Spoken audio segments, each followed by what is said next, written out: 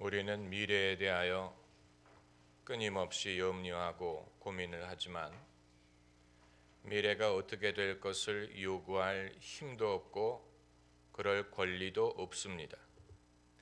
미래가 이렇게 되라 라고 요구할 수 없습니다.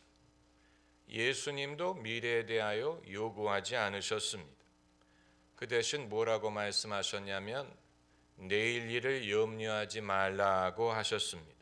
내일 일은 내일 염려하고 오늘의 염려는 오늘로 족하다라고 말씀하셨습니다. 예수님이 장래가 어떻게 될지 다 아셨을 것 같지만 예수님도 믿음으로 사셨습니다. 미래를 모르기 때문에 믿음으로 사는 것입니다. 안다면 믿음으로 살 필요가 없습니다. 믿음은 눈에 보이지 않는 것의 증거라고 했습니다. 그렇기 때문에 교회의 미래에 대하여, 인류 역사의 미래에 대하여 예수님이 하신 말씀은 하나님이 보혜사 성령을 보내주실 것이라는 것이고 성령이 예수님을 증거하실 것이라는 것이고 그리고 당신이 세상 끝나는 날까지 우리와 함께 하실 것이다 라는 말씀이 그 이외의 일에 대해서는 예수님도 하나님 아버지를 신뢰하고 기도하셨습니다. 미래에 대하여 하나님께 기도하셨습니다. 그리고 성령에게 모든 것을 맡기시고 당신은 승천하셨습니다. 예수님처럼 멋진 퇴장을 하신 분이 없습니다. 복음을 온 세상에 전하는 일, 교회를 세우는 일, 믿음을 지키는 일 얼마나 중요하고 어려운 일입니까? 그러나 예수께서는 그것을 성령에게 맡기시고 당신은 떠나가셨습니다. 승천하셨습니다. 성경에 등장하는 믿음의 인물들이 미래를 알았을 것 같지만 그렇지 않습니다. 그들도 믿음으로 살았어요. 성경 말씀에 아브라함은 장차 갈 길을 알지 못하고 믿음으로 순종하여 나갔다고 했습니다. 아브라함이 나이 80이 되었을 때 하나님께 여쭙기를 주여 나에게 무엇을 주시려나이까? 라고 말했어요. 자신의 미래에 대하여 아는 사람은 그런 질문을 하지 않습니다. 믿음의 조상 아브라함도 주여 나에게 무엇을 주시려나이까? 미래는 미지수였어요. 미래를 알기 때문에 믿는 것이 아니고 모르기 때문에 믿는 것입니다. 모세의 예를 봐도 마찬가지. 모세처럼 이스라엘 민족을 위하여 공로를 세운 사람이 없습니다. 모세가 아니면 이스라엘은 400년 종살이에서 건짐을 받지 못했을 것이고 모세가 아니면 이스라엘은 애굽에서 나오지 못했을 것입니다. 그러나 이스라엘이 아직 가나안 땅에 들어가지도 못했을 때 모세는 떠나갔어요. 장래의 일을 하나님께 맡기고 리더십을 여호수아에게 맡기고 자신은 깨끗하게 떠나갔습니다. 성경에서 가장 멋있게 퇴장한 인물이 엘리야 선지자입니다. 엘리야, 구약 성경에서 죽음을 보지 않고 떠난 사람이 둘이 있는데 하나는 에녹이고 하나는 엘리야 선지자입니다. 죽음을 보지 않고 떠났어요. 그러나 떠났다는 점에는 마찬가지 죽음을 겪든 겪지 않든 세상을 떠나는 것은 마찬가지 엘리야 선지자는 불말과 불수레를 타고 승천했다고 했으니까 얼마나 멋있는 일입니까? 그러나 엘리야는 이것이 얼마나 멋있다는 것을 감안했을 때 그것을 사람들에게 보이려고 했던 것 같지 않습니다. 왜냐하면 그 장면을 지켜본 사람은 엘리사 한 사람뿐이었기 때문에 엘리사 한 사람만이 얼마나 멋지게 엘리야가 승천하는 것을 보았어요. 그러나 수천 년이 지난 지금도 우리는 거기에 대하여 말을 하고 있습니다. 사도 바울이 말하기를 우리는 살아도 주의 것이요 죽어도 주의 것이라고 말했습니다. 우리는 우리의 삶으로도 하나님을 섬겨야 되고 우리의 죽음으로도 주님을 섬겨야 됩니다. 살아있을 때에도 하나님께 영광을 돌려야 되지만 우리의 믿음의 죽음으로도 하나님께 영광을 돌려야 됩니다. 아마 여러분 중에는 왜 재수없게 죽음 얘기를 하느냐라고 생각하실지 모르지만 세상 떠날 때 믿음으로 떠나는 사람이 진짜 믿음의 사람이에요. 믿음이 있느냐 없느냐 하는 것은 그때 가서 알 수 있습니다. 성경에서 멋지게 퇴장하는 사람들에게는 몇 가지 공통점이 있었는데, 첫째는 자기의 죽음을 알고 있었다는 사실. 그들은 모르고 죽은 것이 아니고 알고 있었어요. 그것을 알고 준비했습니다. 그렇기 때문에 두려워하지 않았습니다. 그리고 죽을 사람이 산 사람을 위로했어요.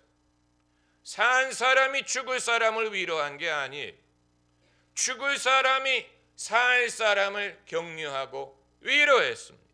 그래서 제자들이 예수님을 위로한 게 아니고 예수님이 당신의 죽음을 앞두시고 제자들을 위로하셨습니다. 너희는 마음에 근심하지 말아라. 하나님을 믿으니 또 나를 믿으라. 내 아버지 집에는 너희가 거할 곳이 많도다. 내가 가면 너희를 위하여 처소를 예비하여 다시 와서 너희를 내게로 영접하여 나 있는 곳에 너희도 있게 하리라. 얼마나 멋있는 분입니까? 먼저 가서 제자들을 위하여 처소를 예비하겠다는 말씀이에요. 그리고 두 번째 공통점은 남의 동정이나 위로를 구하는 그런 말을 하지 않았다는 사실.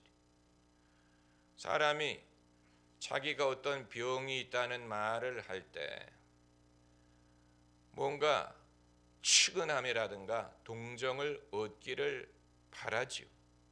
제가 이런 병 진단을 받았습니다 라고 말할 때는 뭔가 사람이 저런 이런 식으로 동정을 하고 불쌍히 여겨주기를 바라는 마음이 있습니다. 심지어 자살을 암시하는 사람들도 뭔가 자신에게 관심을 가져주기를 바라는 말을 한다고 하지 않습니까? 그러니까 사람들의 말에 우리가 평소에 귀를 기울여야 되는 것인데, 그러나 예수님은 십자가를 지고 골고다로 올라가실 때 예루살렘의 여인들이 나와서 우는 것을 보고 뭐라고 대답하셨는지 아십니까? 나를 위해 울지 말고 너희 자녀를 위해 울라고 말씀하셨어요. 다시 말하면 내가 이렇게 죽는 일이 너희가 슬퍼할 일이 아니다. 너희는 엉뚱한 것을 생각하고 슬퍼하고 있다는 말씀이, 내가 이렇게 되는 것은 하나님의 뜻에 의하여 하나님의 일을 이루기 위한 것이다. 예수님은 놀라운 분이었어요. 예수님은 십자가당 상에 달리셨을 때도 마지막 순간까지 사람의 영혼 구하는 일을 하고 돌아가셨어요. 엘리야 선지자도 마찬가지입니다. 그가 회리바람을 타고 승천한다는 말은 세상을 떠난다는 말인데, 남들 같으면 누군가가 같이 있어주기를 바랄 것 같죠. 고독한 길이니까, 혼자 가는 길이니까 누군가가 같이 해주기를 바랄 것 같은데, 엘리사가 자꾸 쫓아오는 것을 귀찮게 여겼어요. 그래서 자꾸만 떼놓으려고 했어요. 나는 어디로 가니까 너는 여기 있어라. 그런데 엘리사가 주님이 살아계시는 한 내가 당신을 결코 떠나지 아니하겠나이다 해서 겨우 엘리야가 승천하는 곳까지 오게 했는데, 세 번째로 왜 죽음을 고독하게 여기지 않았느냐? 혼자 가는 게 아니기 때문입니다. 아주 중요한 것입니다. 이 우리나라의 못된 그런 그 습관이 있어요. 사람들이 자살할 때 같이 모여서 하는 아주 이상한 그런 습관들이 있는데, 그건 아마 혼자 가기가 싫기 때문에 그럴지 모르지만, 예수 믿는 사람은 오히려 세상에서 살 때는 혼자 가는 것 같아도 세상을 떠날 때는 맞아주는 분이 있습니다. 그 사실을 믿으셔야 됩니다. 스데반이 숨을 거두기 전에 뭐라고 말했는지 아세요? 보라, 하나님의 아들이 하나님 우편에 서 계시는도다. 스데반이 순교할 때 예수님이 일어나 그를 맞이하셨습니다. 고지 나사로와 부자의 비유에도 보면 나사로가 죽을 때 천사들의 들리어 아브라함의 품으로 갔다고 했습니다. 오히려 세상에 살 때는 혼자 있는 것 같지만 예수 믿는 사람이 세상 떠날 때 주님이 말과 병거와 천사를 보내어 맞아주십니다. 예수님이 우리를 맞아주신다고 했어요. 내가 너희를 영접하여, 한번 따라해 보세요. 영접하여.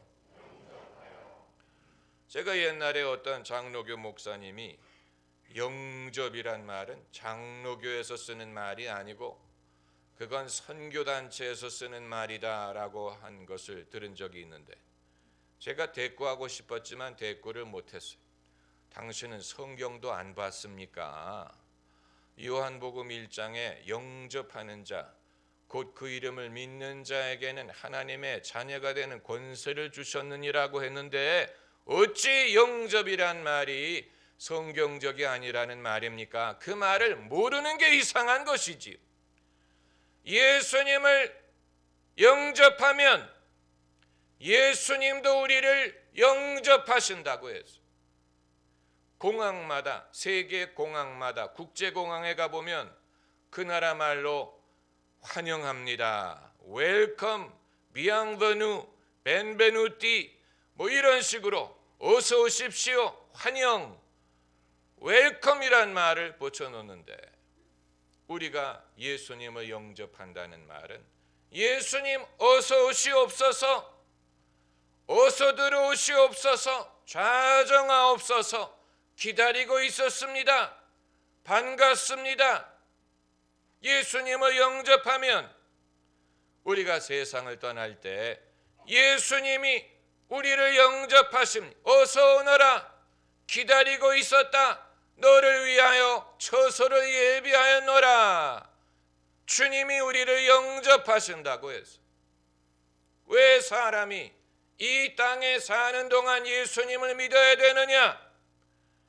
이 세상에 사는 동안 예수님을 알아두어야 세상을 떠날 때 주님이 우리를 안다고 하실 것이기 때문입니다. 주님이 우리를 안다고 하셔요. 김아무개, 이아무개, 내가 그를 안다. I know him, I know her. 내가 그를 안다라고 말씀하셔야지. 김 뭐? 난 모르겠는데. 그렇게 되면 큰일 나는 것입니다. 주님을 알아야 돼. 어떻게 하면 주님을 아느냐? 주님과의 인격적인 교제를 통하여 알게 되는 것입니다. 그래서 천국에 올라가 주님을 만나 뵐 때 생소한 만남이 아니어야 됩니다. 저분이 누굴까? 처음 뵙는 분이다가 아니고, 내가 과거에 저분을 여러 번 느끼고 경험을 했지만 이제야 눈으로 뵙는구나.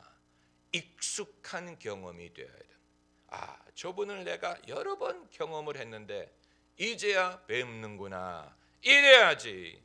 서로 생소해가지고 서로 창피하고 수줍어한다면 그건 예수 믿는 사람이 아니에요. 영화 영혼과 사랑을 보면 영혼과 사랑, 뭐 다른 장면을 위해서 그 영화를 볼 게 아니고 사람이 세상을 떠나는 순간에 영혼이 그 몸에서 이렇게 올라오는 이 하늘로 올라가는 장면이 나옵니다. 그 장면을 기억 못하시는 분들은 다시 봐야 돼. 헛본 거예요. 거기에 병원 중환자실에 와서 자기 아내를 기다리는 남편이 있어요. 자기 아내가 세상 떠나기를 기다리는 남편이 와 있어요. 그런데 이제 이 중환자실에 있는 어떤 환자가 숨을 거두는 순간에 영혼이 하늘로 올라가는데 하늘에서 천사들이 내려와서 그를 영접해 가는 것을, 그 장면이 나옵니다. 그때 그걸 지켜보는 이 할아버지가 럭키 SOB라고 부러워하는 말이 있습니다. 부럽다, 부럽다.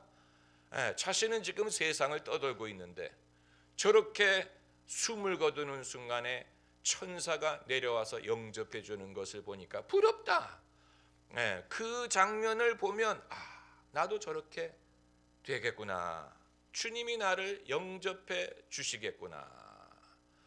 여러분, 그 길이 결코 홀로 가는 길이 아니에요.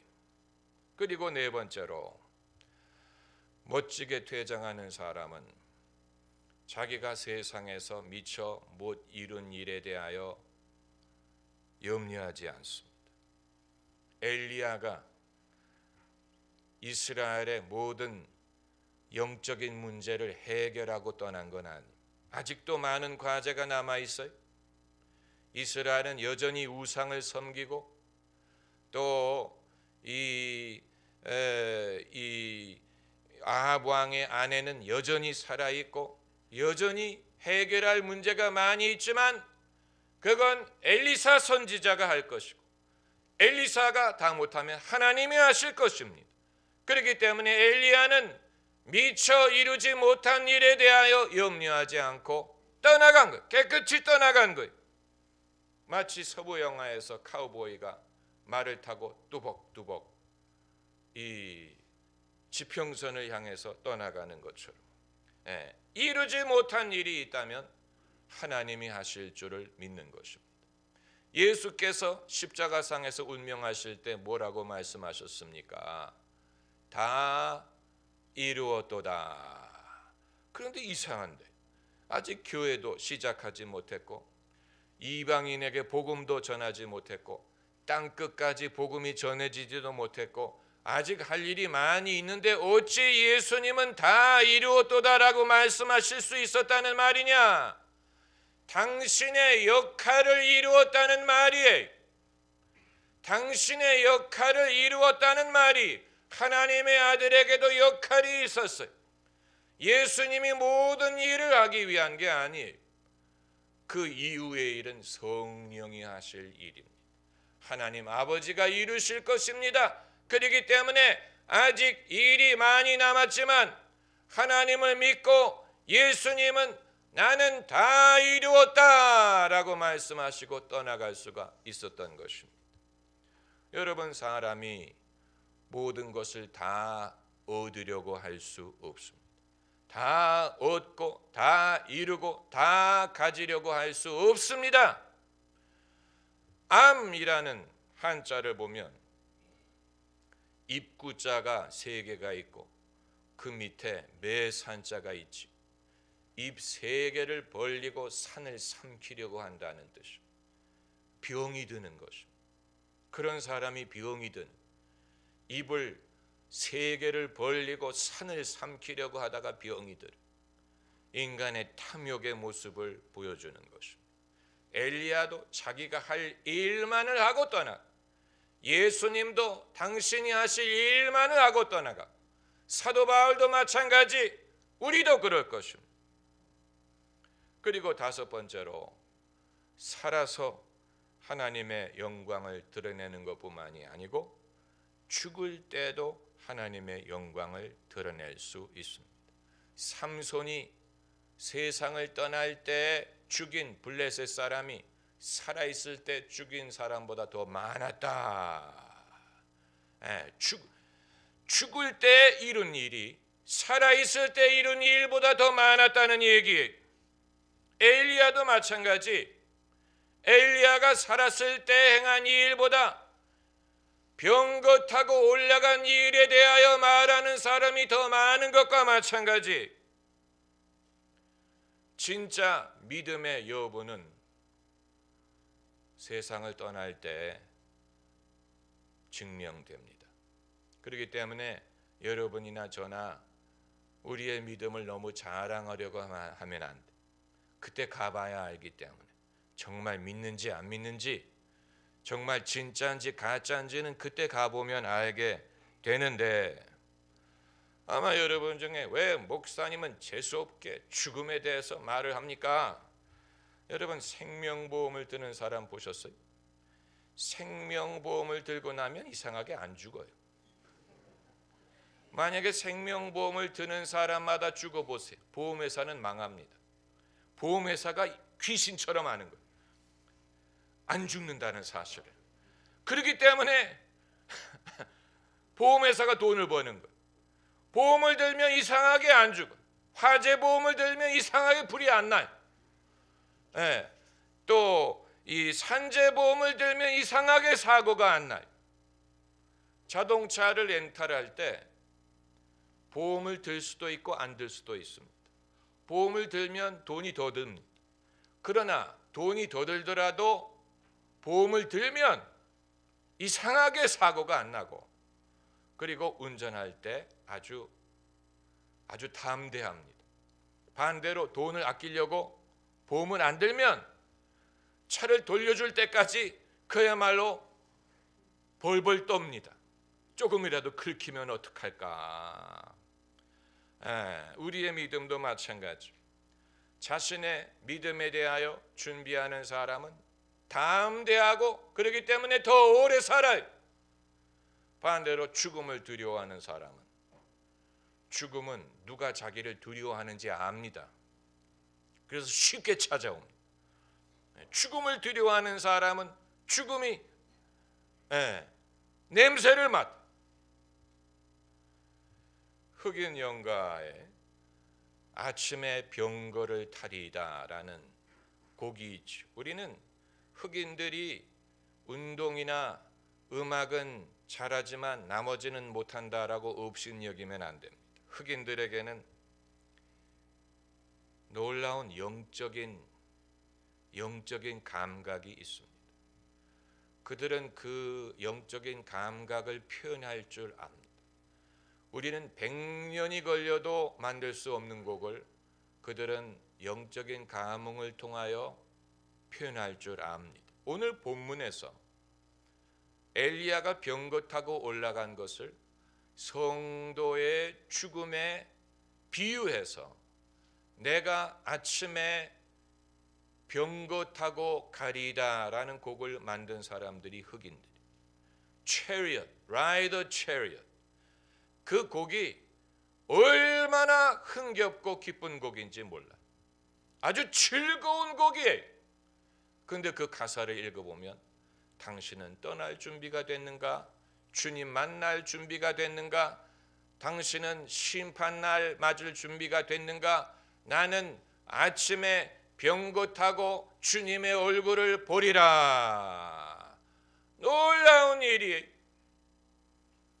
여러분, 여기에 믿는 사람의 영광이 있습니다. 예수 믿는 사람의 영광.